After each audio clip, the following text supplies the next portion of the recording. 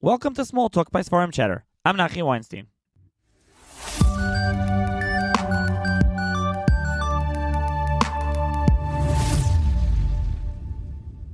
On this episode of SmallTalk, I'm going to be joined by Rabbi Dr. Elly Deutsch, who is the author of the newly published sefer Chosson, Foundations of the Jewish Wedding, based on the shiurim of Rabbi Tzvi Sobolovsky, who is a yeshiva in YU, as well as a rav in Bergenfield in New Jersey. And actually, it's really two-part sefer, as we'll discuss. The first section is really the kind of shiurim, the lamdas, and the second part is really psakim, halacha lamaisa. So we'll get into both of those parts. So thank you, Elly, for joining me. Thanks for having me. Okay, so what can you tell the listeners about this sefer Chosson? So I think it's kind of what you said a little bit already. There's two main parts. The first part is based on the shiurim of my Rabbi Tzvi Sobolovsky, shiurim on Maseches Kiddushin. And that goes through the sugyas, many of the sugyas of Kiddushin, or I guess the foundational sugyas, a lot of them of Kiddushin, Das, Kesef, some of the other topics related, Dibor and Kiddushin.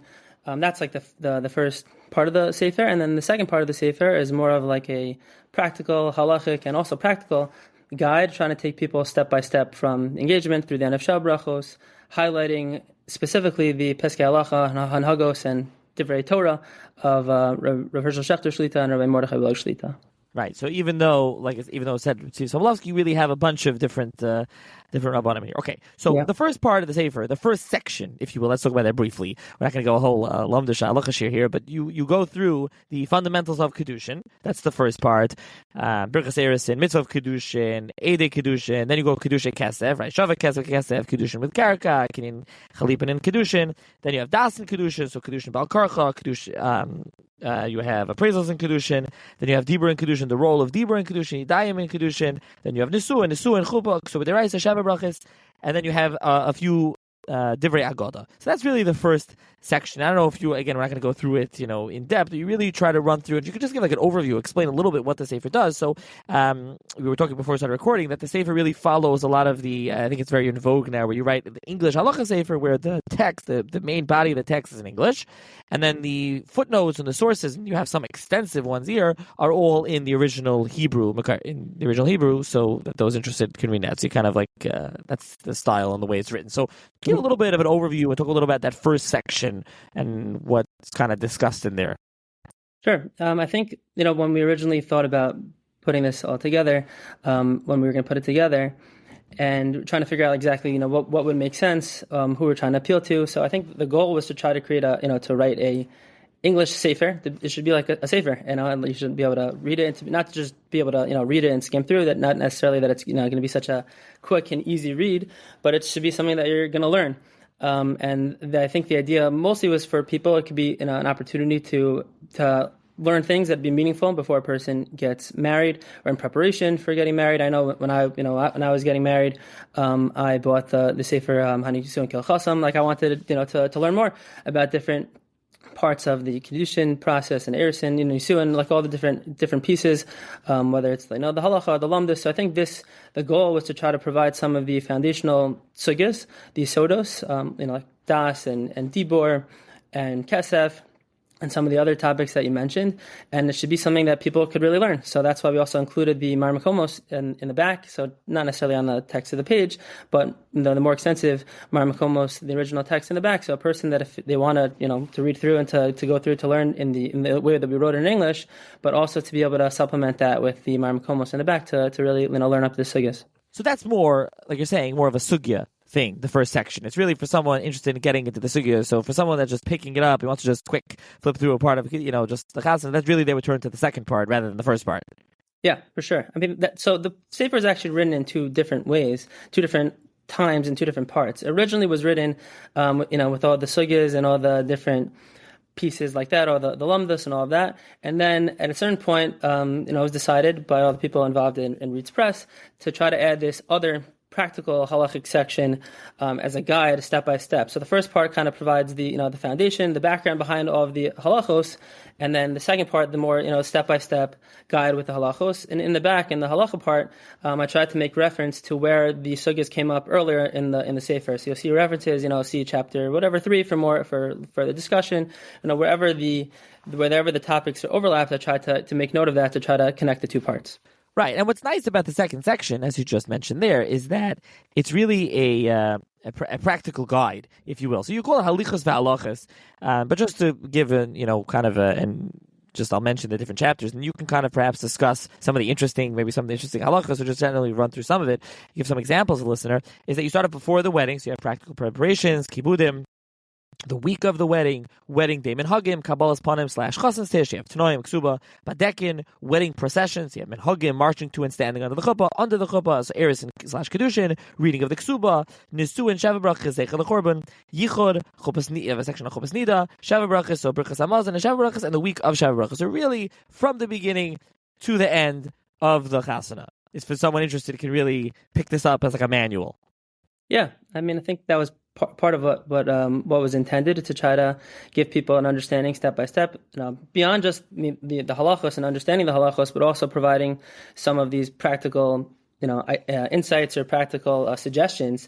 We also included in one of the appendices some other resources that could be useful in terms of that, whether it's like a kibudim checklist or other things to remember to bring to the chasana, different things that could be helpful. Even including in this practical guide, there is some practical suggestions, like even just like, okay, well, if you're gonna give people a kibbut of give someone a kibbut under the chuppah, then maybe tell them ahead of time so you know that they're there, or they can get themselves a good seat by the chuppah, or I know Rav Shechter, there's a whole discussion about whether you need to have eidim for the badekin. So Rav Shechter has recommended that people have eidim for the badekin, and someone told me that he's actually even told the chasanim when you're miyachin eid for the badekin, so maybe pick tall eidim, so that way they'll be able to see over everyone and all the commotion that's going on. So some of these practical suggestions that are maybe not necessarily halachic, but also some of these other halachic things, and specifically highlighting the halichos and halachos that we've been taught and learned from Rabbi Shechter and Rabbi Willig. And there are times when they argue, times they agree. Different things that we've picked out, like maybe when you should put in the word v'kanina, or whether you have to rent out the yichud room, or whether Edom have to see the giving of the ksuba under the chuppah, whether to include last names in the ksuba, a lot of these different types of things, trying to highlight their Piskei Halacha, they're on Hagos, and also a lot of the times, when they're in line with Rabbi Soloveitchik and what his tradition was, and maybe other times where things were a little different.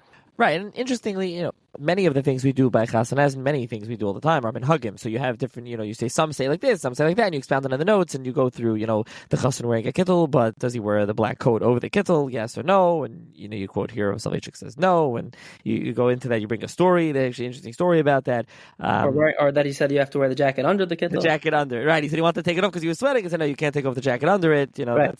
You have to leave that on. So you talk about the songs, really a lot of the different minhagim. Were there any minhagim specifically, or not minhagim, but even halachas, things that you were going through, especially the practical manual, the back, that surprised you? Anything jumped out that was like interesting? Or one of the things that I found interesting was a lot of these the information that I have from Rabbi Shechter and Rabbi Willig, a lot of it came from the shiurim that I've heard from them, or from their from Talmidim who've said things over in their names, or from Rabbi Shechter's Sfarim, specifically Bikvei Atzon. He has a sefer Bikvei Atzon where one of the simanim focuses a lot on Inyanei Nisuin, or Rabbi Shechter also has Sfarim Divrei Rav, Nevash Rav, and Mipnei Rav, and Rabbi Soloveitchik. So a lot of the stuff came from there. But also my brother-in-law, Rabbi Tzvi Kamenetsky, so he learns in YU, and he would speak with Rabbi Shechter and Rabbi Willig almost weekly to ask them a lot of the questions. So, one of the things that came up when he asked them these questions was Rabbi Shechter said that he, l'chachila tries not to be Mesader Kiddushin at weddings of relatives. And,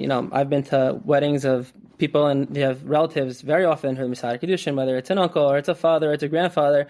It's a close relative of someone. And Rabbi Shechter said that he, tries not to do that. He has this whole cheshbon based on a Knesset Gadola, and other marmakomos that are quoted there. So that was just like surprising to me that ideally he says not to be the Mesader Kiddushin, because then the Mesader Kiddushin is like a dayan, and the Kiddushin supposed to be it's like a thing of Beis Din, so all these different pieces together. So he said that a relative should not serve as a Mesader Kiddushin. And then he qualified that by saying that really that's only if it's going to take place during the day, because that's how you're going to fulfill it being like a Maisa Beis Din. Anyway, and if it's at night, it's not really happening. But I found that to be surprising. Another thing that you did nice here is that you added an appendix, and so first you have the according to our Schachter's Nusach Aksubas, you put in the Nusach Aksuba in the back, but also you put in a wedding checklist and a wedding kibudim list. I thought it was very cute. I don't know whose idea was that. I'm curious, so items to bring by the wedding checklist. You have ring, kittel, hat, talsis of kibudim, items to confirm Misat Kedushin, items to consider with the caterer, even like that was like different things to bring in. Kibudim may be relatives, may not be relatives, so who could be what. And then you have the wedding kibudim list, like with the blanks, people can actually fill it in. So first of all, whose idea was to include this? And also, some of those have blank spaces. I guess was that marketed towards, a Chosson's going to buy this, someone's going to buy this? Is that why you did it that way? Yeah.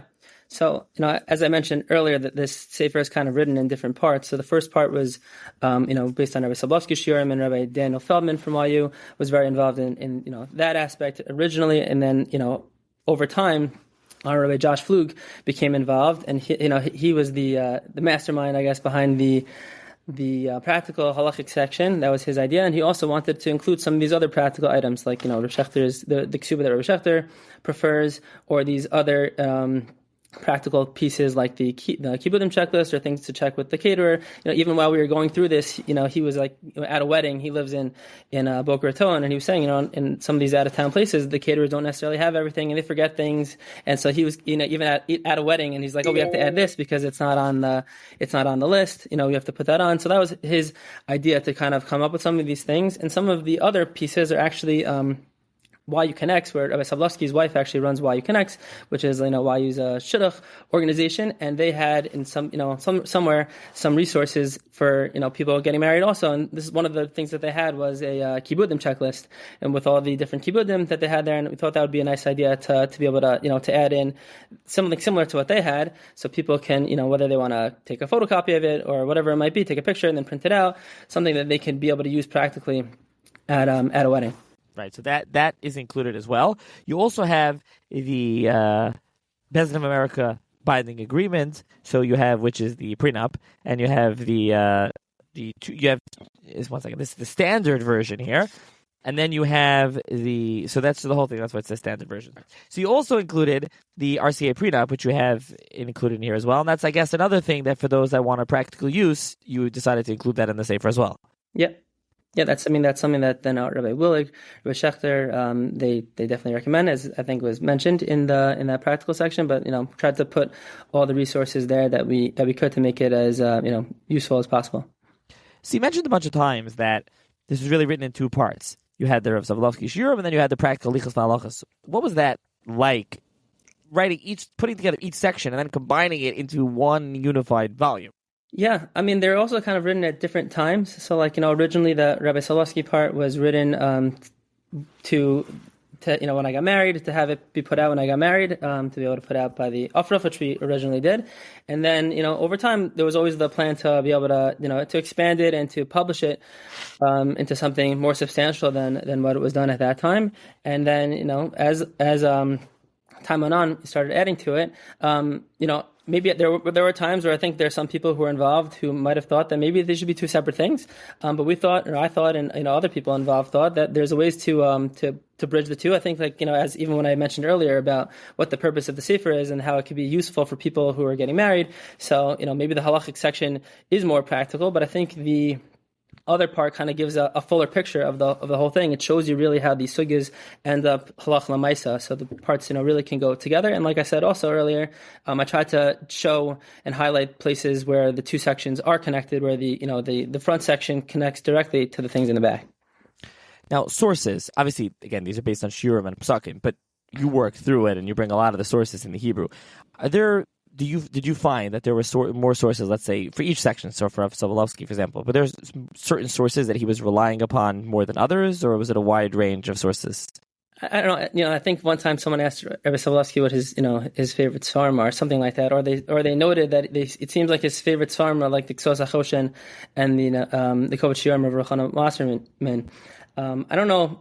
If these sugyas necessarily, I'm sure there are a bunch of different sources quoted, and Avnei Miluim, of course, in these sugyas, but I don't know if necessarily, if you kind of find that theme that permeates these sugyas, or even if you would notice any particular, marmakomos that would jump out. I'm not sure. Okay, so who would you say this sefer is meant for? So I think I would hope. I think that the Sefer is kind of has something for everyone almost. That there's people who want to learn through the sugyas. There's the sugyas that are there if you're more interested in seeing the sources inside, to be able to learn it up yourself. So there's that. If you're someone who's really just like into halacha l'maisa and you're looking for some kind of practical guide for getting married, or want to just learn more about the halachos of related to Kiddushin and Nisuin. There's that. If you're someone who just likes maybe something a little more lighter, and you're into Agada, so there's a couple of pieces of that. I think there's really something for everyone. So it really could be for anyone who just wants to learn a little bit more about these topics. Maybe specifically for Chassanim or people who are getting married, like you mentioned, that all the other practical resources that might be there for someone like that.